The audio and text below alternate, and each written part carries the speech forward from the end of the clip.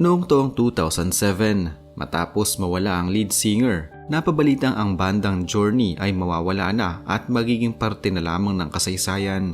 Pero para sa mga banda na nasa kasagsagan ng tagumpay na bigla na lamang mawawala, ay mabilis na nakakahanap ng paraan na kadalasan sa mga hindi nila inaasahang pagkakataon upang muling sumibol. Ito'y matapos mapanood ng banda ang isang video sa YouTube ng isang banda na nagpe-perform sa Maynila. Noong taong 2006, humarap sa matinding pagsubok ang Journey.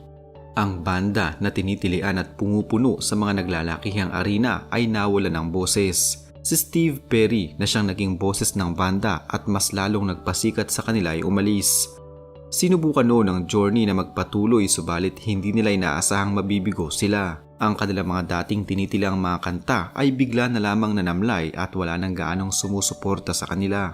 Sinubukan ng ibang mga miyembro ng banda na punan ang boses na nawawala sa kanilang grupo, subalit hindi pa din nila matumbasan ang boses ng nag-iisang Steve Perry. Sa paglipas ng taon, ang dating sigla ng karera ng banda ay bigla na lamang nanghina. Ang enerhiyang nagibibigay nila noon sa kanilang mga tagahanga ay bigla na lamang nawala. Umabot pa sa punto na ang kanilang concert ay nilalangaw na at halos wala nang nanonood sa kanila. Subalit hindi nila inaasahan na ang muli palang makakabuhay ng kanilang natutulog ng banda ay makikita nila sa isang bar sa Manila. Isang gabi, nang isang miyembro ng Journey ay nanonood ng mga banda at tao na nagko-cover ng kanilang mga kanta, pumukaw sa kanyang atensyon at talaga namang kinilabutan siya nang tila narinig niyang muli ang boses ni Steve Perry sa katauhan ni Arnel Pineda. Sa video maririnig ang walang ka-effort na pagbirit ni Arnel Pineda ng mga classic song ng Journey na tanging si Steve Perry lamang ang nakakagawa.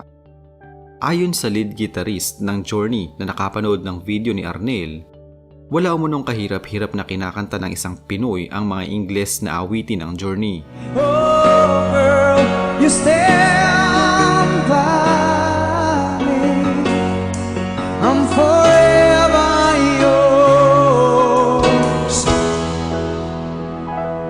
faithfully. Agad na nag-usap-usap ang mga miyembro ng banda at hindi sila nakapaniwala sa kanilang napanood. Pero gayunpaman, nagkaroon ng alinlangan ng banda at mga katanungan kung dapat ba nilang i-take ang risk sa pagkuha ng hindi man lamang nila kilalang singer at magiging bagong bokalista ng kanilang banda. Kaya ba nitong magtanghal sa harap ng daan-daang libong mga manonood? Kaya ba nitong punuin ang malalaking arena? Pero alam ng banda na may natagpuan na silang susi at sagot sa nananamlay na nilang banda, kaya lakas loob nilang kinontak ang nag-upload ng video sa YouTube upang makuha ang panig ni Arnel Pineda. Pinadalhan agad ng email si Arnel na noong una, tinawanan lamang niya ito. Hanggang sa makita na lamang ni Arnel ang kanyang sarili na nakasakay na sa eroplano patungo sa San Francisco, patungo sa mga taong magbabago ng kanyang buhay.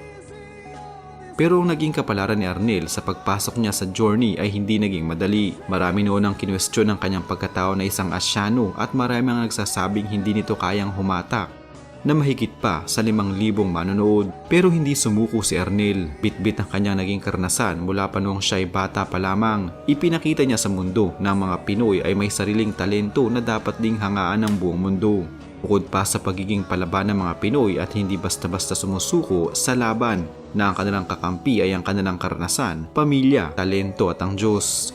Noong 21 ng Pebrero 2008, tumayo si Arnel sa harap ng nasa 20,000 mga manonood. Ito ang pinakaunang pagkakataon na magpe-perform siya sa harap ng napakaraming mga tao. Mga tao na umaasang muli nilang maririnig ang dating tinig ng Journey noong si Steve Perry pa ang bokalista nito. Ayon kay Arnel noon, nanlalamig umano siya, nahihirapang huminga at naninigas ang kanyang mga daliri. Hanggang sa hawakan na niya ang mikropono at sinimulan ng umawit sa loob ng isang napakalaking arena. Sigawan, palakpakan at mga manonood na sumasabay sa awit ni Arnel, yan ang mga mas nagpalakas pa ng loob sa bagong bokalista ng Journey. Hindi binigo ni Arnel ang mga dati at bagong tagahanga na ng Journey at hindi din nabigo ang mga dati ng miyembro ng banda. Hanggang sa nagtuloy-tuloy na ang muling pagsigla ng Journey, nakagawa sila ng maraming mga album at nakapag-concert sa iba't ibang panig ng mundo.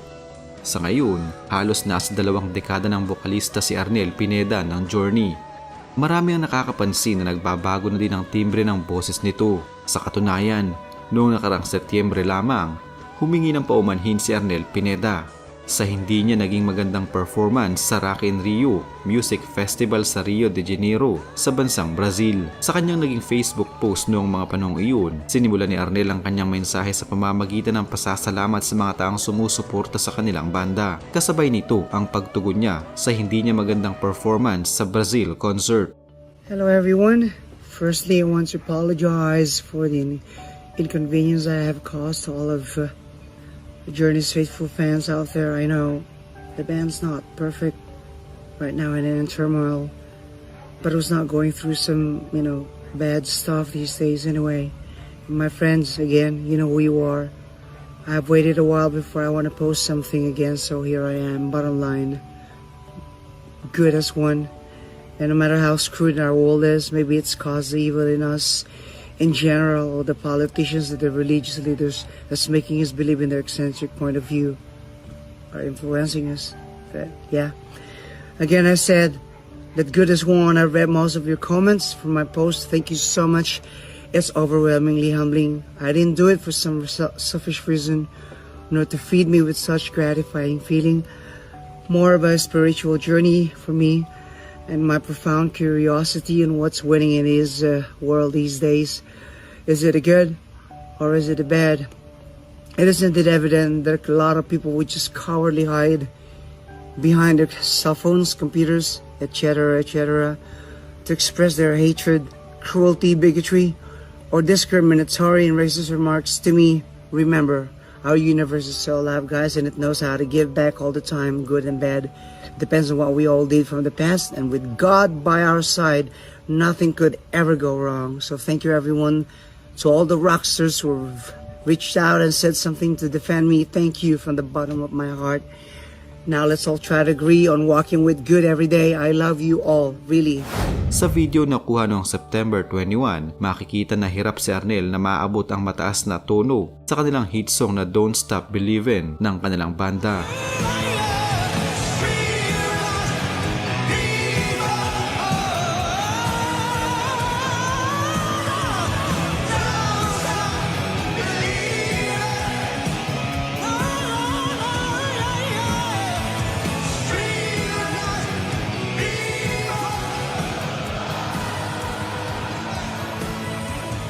Ayon kay Arnel, I suffered emotionally and mentally at tinanong ang fans kung dapat pa ba siyang manatili sa banda o hindi na. Sa huli, nagpasalamat si Arnel sa fans at mga kaibigan na naniwala sa kanya simula sa umpisa. Ipinagtanggol naman siya ng kanyang mga kabanda na itinuturing na siyang kapamilya sa loob ng maraming mga taon. Sa ngayon, patuloy pa rin si Arnel sa kanyang karera at naniniwala siyang kailanman ay hindi na ito mawawala sa kanyang buhay. Hanggat may tagahanga siyang naniniwala sa kanyang kakayahan, mapa Pinoy man o ibang lahi, magpapatuloy si Arnel na awitan ang mga ito hanggang sa kanyang huling hininga. Sa kasalukuyang taon ng 2026, ang kalagayan ni Arnel Pineda ay sumasalabin sa isang masalimot na yugto ng kanyang karera. Isang yugto na hindi na lamang umiikot sa tagumpay at kasikatan, kundi sa mga personal na pagsubok, pagod at mas madilim na pag-unawa sa sarili. Bagamat patuloy siyang bahagi ng The Journey, malinaw na ang kanyang papel at presensya sa banda ay dumaraan sa isang tahimik ngunit makabuluhang pagbabago. Sa isang panayam na inilathala ng Rolling Stone, inilahad ni Pineda ang pagkakataong muntik na niyang isaalang-alang ang tuluyang pag-alis sa banda, hindi lamang minsan kundi 2 beses.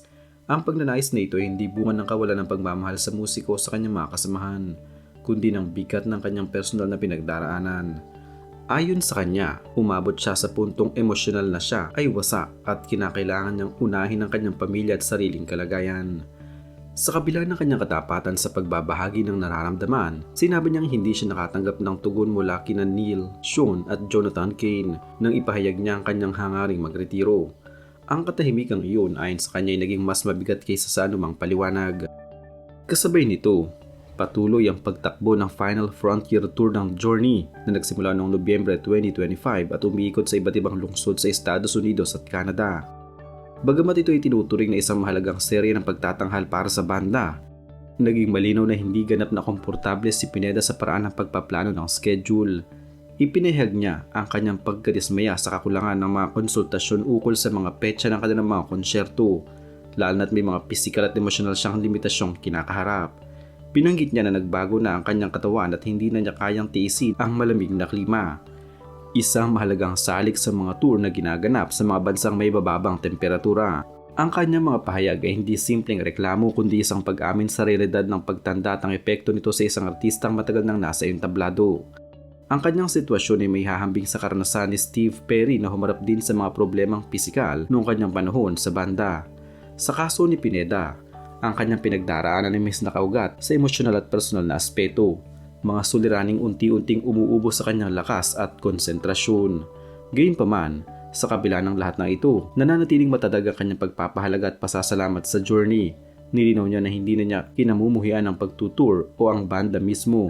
Sa halip, kailangan lamang niya ng sapat na panahon upang ayusin ang kanyang sarili at matiyak na siya ay nasa tamang kondisyon bago muling humarap sa publiko.